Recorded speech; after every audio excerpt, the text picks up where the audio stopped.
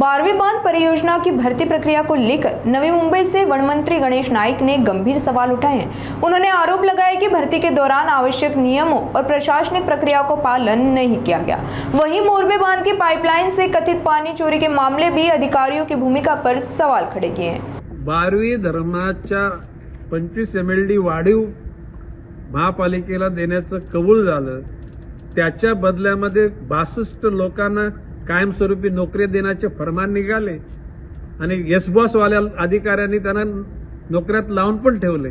अरे कुठल्याही प्रशासनामध्ये नोकऱ्या लागताना त्याला इंटरव्ह्यू होते, त्याची मेडिकल होते, हे साधे नियम सुद्धा पाळले गेले नाहीत। लाज वाटली पाहिजे अशा प्रशासनाच्या, आणि म्हणून अशा येस बॉस रूपानं वावरणाऱ्या लोकांच्या विषयी मला कीव वाटते। Boss is always right subject to rules and regulation.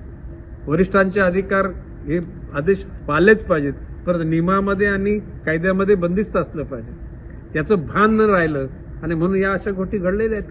त्यामुळे कुठेवढा झाला ना, किंबहुना मोरबे धरणापासून इथे आलेल्या पाईपलाईनवर मधोमध्ये काही लोकांनी चोरून पाणी घेतलेलं आहे। काही आयुक्तांनी स्वतःच्या आपण मालक आहोत या महापालिकेचे म्हणून काही वरिष्ठांचे आदेश आल्यानंतर कनेक्शन दिलेले आहेत।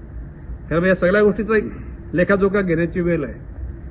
माझं म्हणणं आहे की रक्षालगच जरा सरासर विचार करा, जीवन बिघडलं असेल ते दुरुस्त करा, अदरवाईज तुम्हाला नो एक्सक्यूज, माफ नाही। म्हणजे माणसं माफ करतील पण नियतीचा जो खेळ आहे तो तुम्हाला माफ नाही करणार, तुम्हाला ते भोगायला लागतील।